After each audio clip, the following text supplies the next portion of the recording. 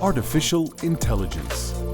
Welcome to this AI-focused angle of the MedTech World Digital Summit. So my name is Dr. Gege Gatt, and today's theme is Conversational Artificial Intelligence in Healthcare, which is a subject that is extremely topical and very close to my heart, especially during this COVID time, where we think about enablement of patients and automation.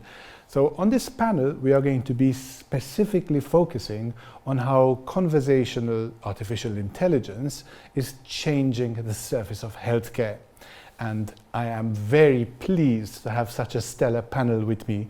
So I'd like to introduce Sylvia, Matt, and Nupur. Welcome. I'm going to say something brief about each of you right now. So Sylvia is a human rights lawyer with over 15 years of experience in rights-based advocacy and international policy work, particularly around legal accountability mechanisms.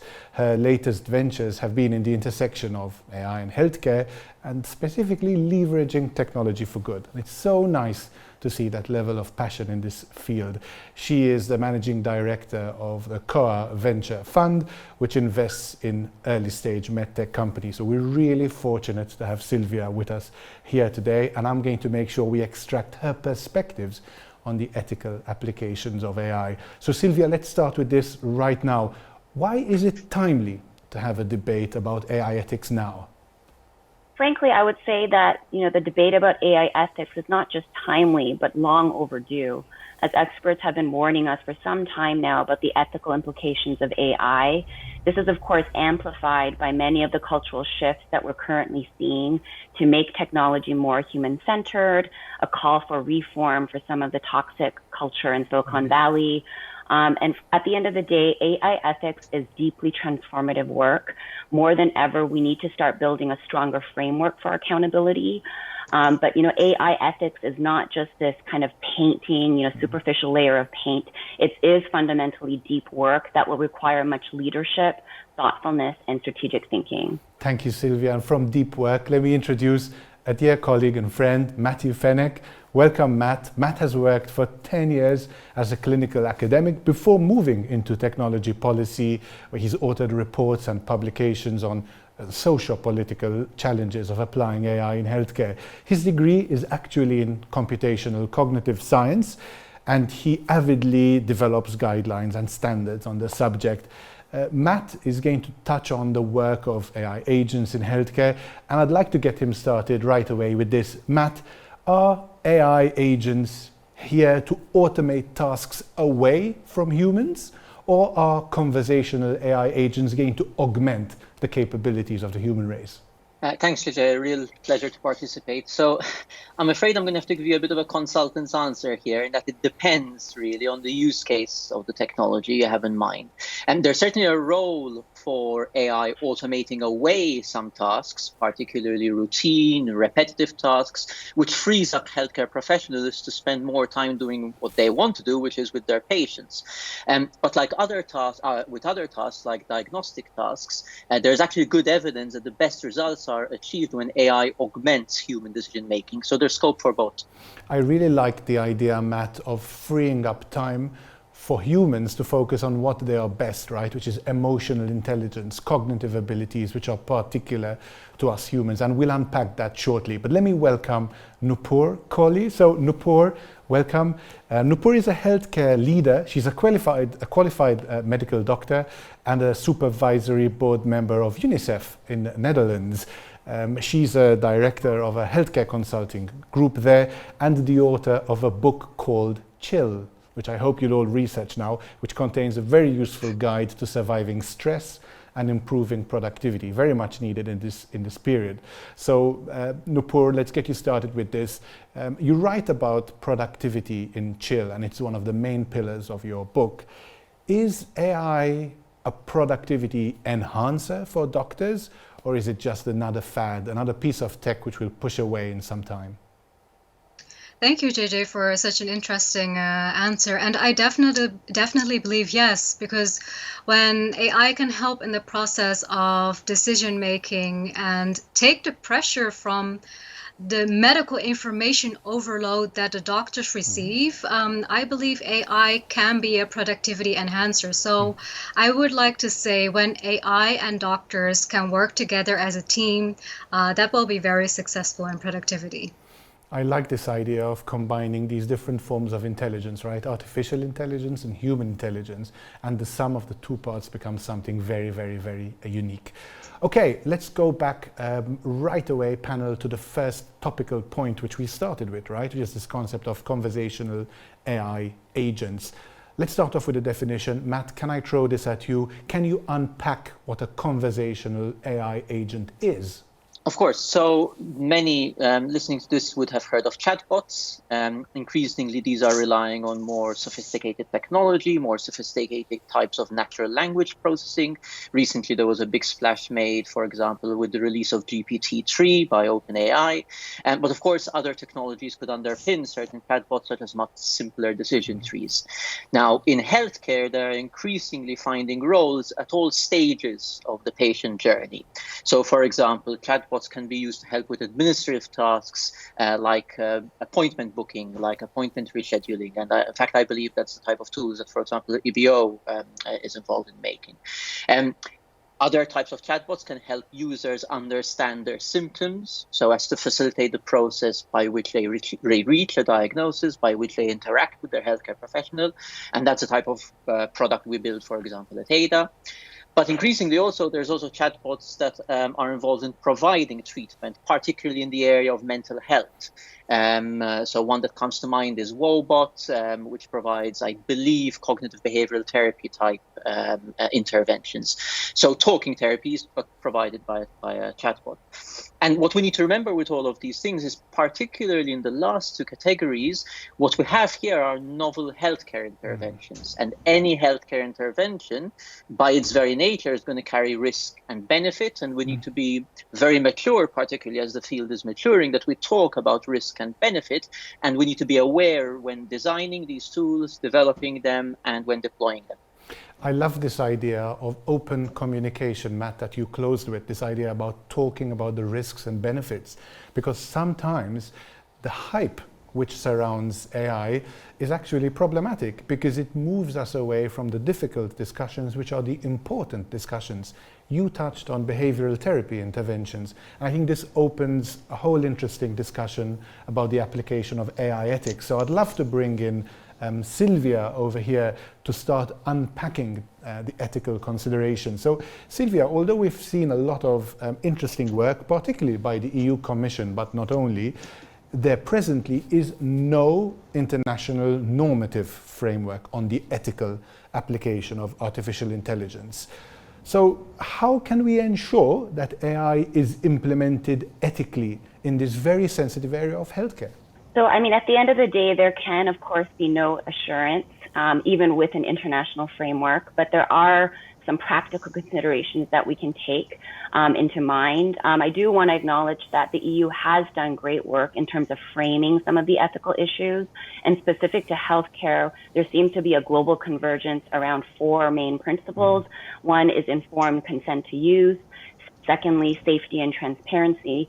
Thirdly, algorithmic fairness and eliminating biases. And lastly, around data privacy. The international framework is really needed mostly because of the existing disparities that exist. And I do hope that we get more into the philosophical debate later on in the conversation. But the fear, of course, is that without kind of these principles or guiding principles or framework, that these disparities would be amplified. When we take into mind some of the practical considerations, I think that really there's a public side to this and a private side to this. But the kind of roles that I would look at are firstly in terms of the design. You know, how can we ensure that AI is designed in healthcare to be ethical? And again, taking into consideration some of the principles that I had mentioned, I think that the role of investors and the role of funders also has, you know, something to play in terms of ensuring that the things that we invest into actually adhere by some of these principles that have been articulated.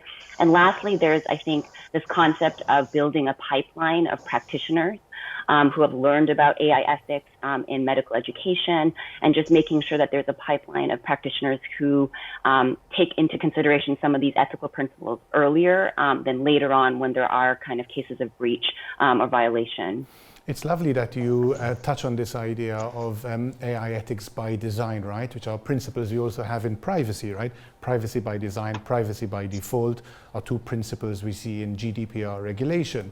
I think it's also a lovely debate to have about the cradle to grave concept of AI implementations and making sure that the tutelage, the overview of these ethical principles occurs in all the stages of the use of AI within healthcare. So it's really great that you touch on this point because it allows us to shift this discussion into operations. And I'd like to bring Nupur in over here. So as we are introducing new technology which is going to challenge the operational norms, I'd like you to wear the hat of the healthcare provider, and let's start looking at this debate from the perspective of a healthcare provider. What changes, Nupur, do you think are necessary for these providers to adapt better to the arrival of AI in healthcare, in their industry? Well, AI can make healthcare more efficient, faster, and friendly. But for that, there's also a preparation needed. So I believe prepare healthcare professionals for the use and implementation of AI. And for this, proper training is needed and guidance to learn the right skills. Also to prepare the healthcare users on how to use the AI. So what are the rights of the healthcare users? What information will be saved? The acceptance of society of digital tools also plays a big role in how efficient we can use these tools. So I believe from a healthcare provider's perspective, we should also not forget the social impact of the use of AI and how we can make that experience as positive as possible also. So here we talk about AI understanding the healthcare user, using the right language, data sets that fit the population. And finally, I believe that healthcare providers should be aware that they play a big role in the evaluation process of the technology. With their feedback only, technology such as AI can be improved. So these are all things we should definitely not forget. It's lovely that you started with the concept of education, which ties so nicely to Sylvia's point about having an educated pipeline of professionals participating in this. And it's interesting for us to reflect on what other states are doing. Estonia, for example, has introduced this idea that if you are a professional in any of the industries, you require a certificate to prove that you've undergone AI and AI ethics training. And that suddenly changes the landscape, the intellectual quotient with which professionals enter into the scene. And I'd like to keep delving deeper into what you said, Nupur, and bringing Matt in over here. So Matt, we're talking about this huge raft of operational changes which are necessary, which start off with education, but certainly also move into process change. If we had to dial it back to the title of this particular session, which is about conversational AI agents. So specifically, how can we operationalize conversational AI agents to make sure that they are not simply ethically implemented, but that they are clinically safe for us humans? No, of course. And in fact, I'm also going to borrow on things that both Sylvia and Nupur have said, because there's so much of this which overlaps.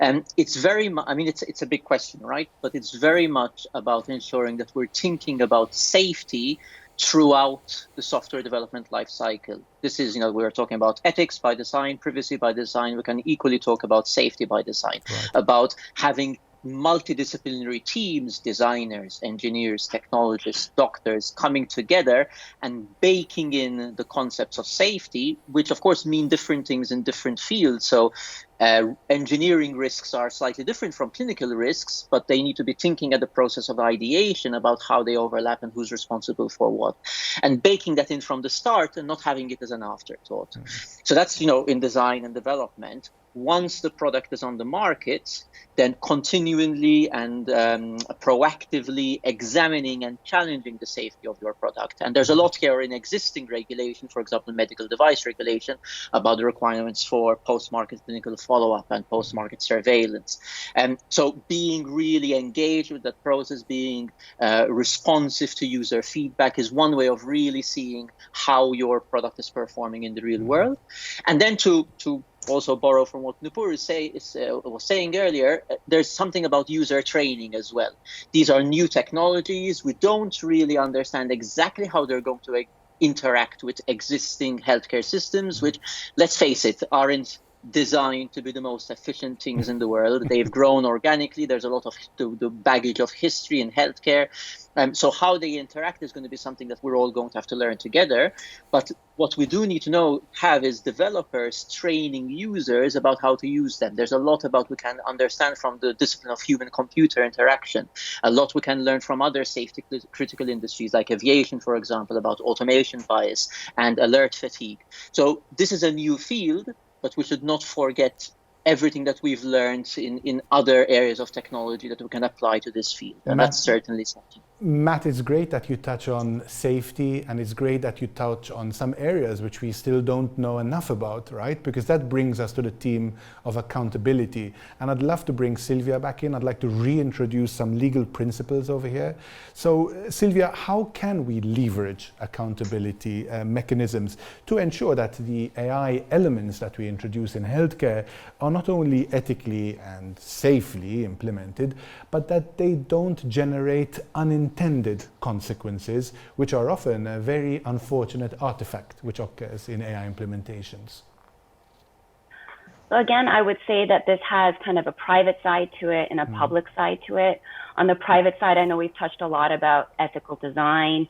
And again, I think that there needs to be a level of accountability for some of these private corporations to do some internal auditing around safety, whether that's, also directed by regulators or not. And again, just I think some pushback and accountability that, just because you have an AI for good initiative, that doesn't mean that you're actually designing ethically and designing with safety in mind. So I think there needs to be a little bit of a deeper dive in terms of some of the, papers and white papers that corporations put out, and a higher level of accountability. On the public side, I think that, if we take a bit of a step back and think about also how AI governance is taking place currently and who's driving AI governance, I think we also need to ask the question, who's sitting at the table when we come up with frameworks, whether multi-stakeholder or international or domestic, and what do these drivers have to gain? I would say that in this field, in terms of safety, I think that it's a lot of private sector leadership, and we really need to make sure that there's an equitable representation, especially on the public side, that there's not just kind of default superpowers, but that there's actually an inclusive mandate to include multiple perspectives. When we say safety, are we talking about safety of, the first world countries, or are we considering things like the global south? And then again, for safety, I think that there's two aspects to this. There's the preemptive aspect, which is always best in the legal world to get things cleared and, accountable on the preemptive side, and just making sure, again, that there's accountability measures prior to breaches. And then there's a post-breach side. And I would say that currently there are, a lot of liability mechanisms, tort law, and the EU actually put out a paper last year that, the EU has not yet come up with kind of a more broader general liability framework, and that member states, each state seems to have, their own liability laws and regulations that seem to at least provide consumers with enough protection for now. But again, the key here, I think, is trying to be as preemptive as possible and really going deeper into who's actually driving the conversation around AI governance. I think I'll unpack something which you touched on earlier, which is the concept of inclusivity. Let's widen that, Sylvia, and bring in Matt and Nupur, perhaps, if you wish. I want to widen it onto the social justice discussion over here. I think one of my concerns is that AI might become the next great leveler, right? It is going to be the key demarcation between those states which are able to wield the power of AI to produce social goods or economic benefits, and those which are simply not capable of doing so because of lack of education or funding. So I think I'll put this to Matt, but Sylvia, please feel free to add anything on Nupur.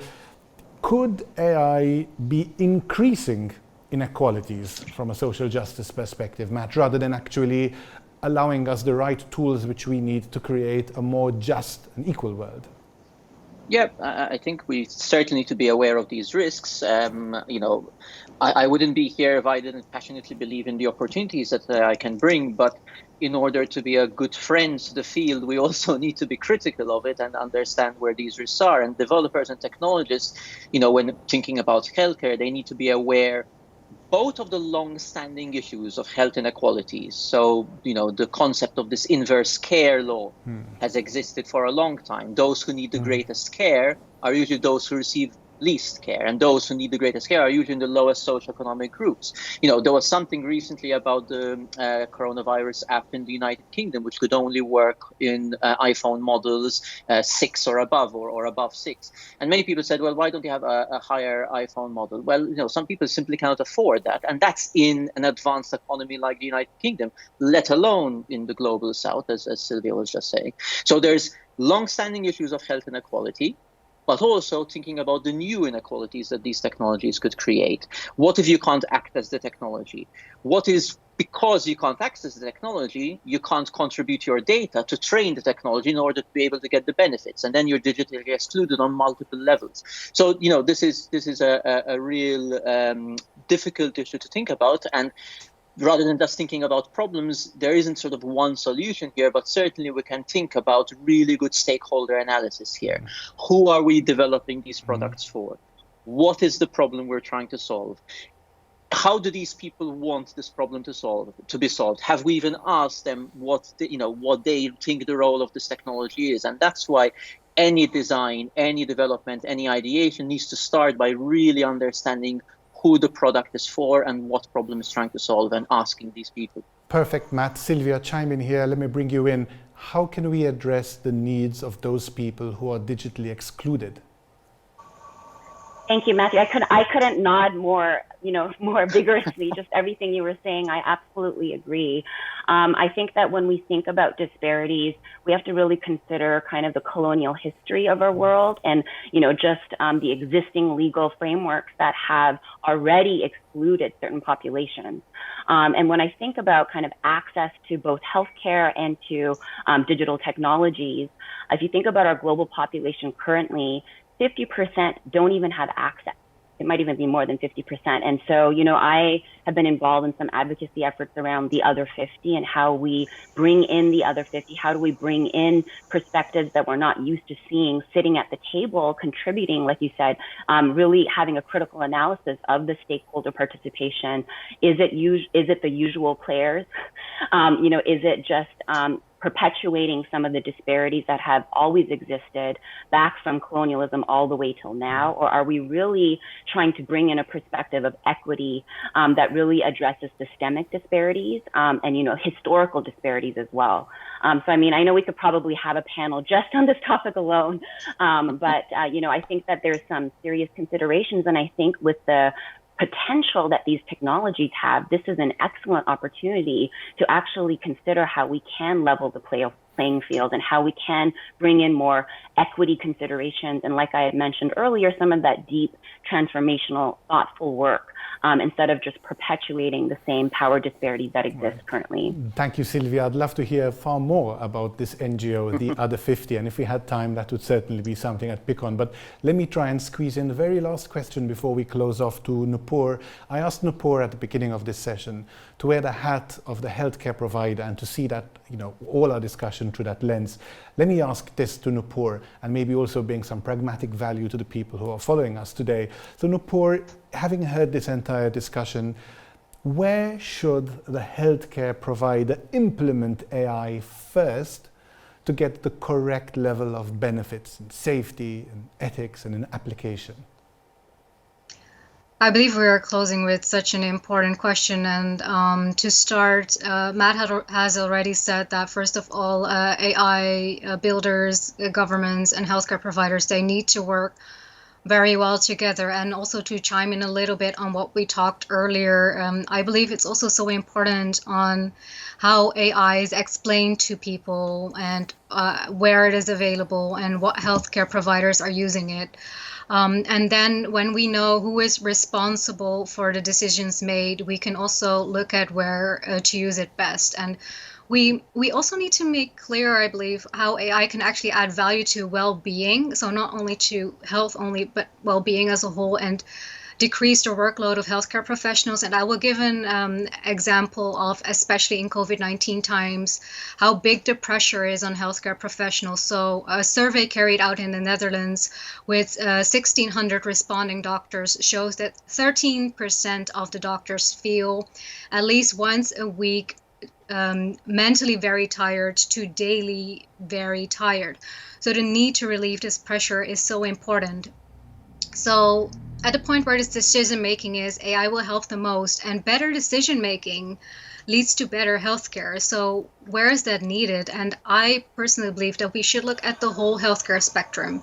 So not only at diagnosing, but really look at in how many different ways can it be applied. So indeed we get more equality and do not get more inequality.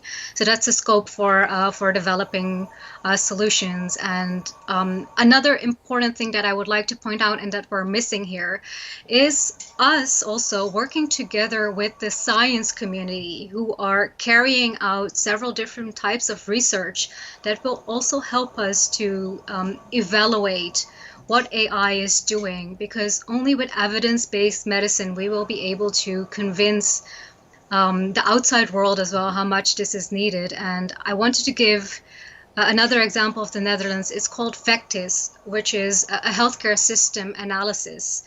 And 97% of healthcare invoices are digital nowadays. And Vectis just sifts through all this data to highlight mistakes in treatment, workflow inefficiency. So we already made the first step.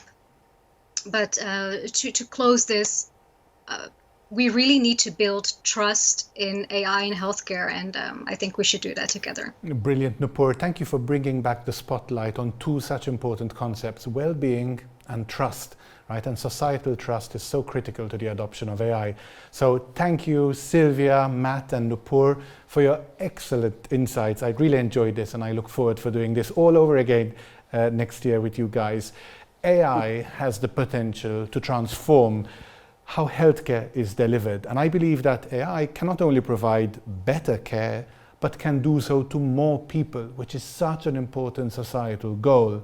So as to create a more inclusive society. I think the panel with us today has touched on some macro perspective, right, in AI, and we've done so very lightly. There is still so much more to explore, so much more to debate, but I hope we've defined some of the boundaries which exist between aspirations, realities, and hype by providing insights into this extremely fascinating subject. So thank you all for watching, and thank you, Sylvia, Matt, Nupur. It was amazing to have you here today.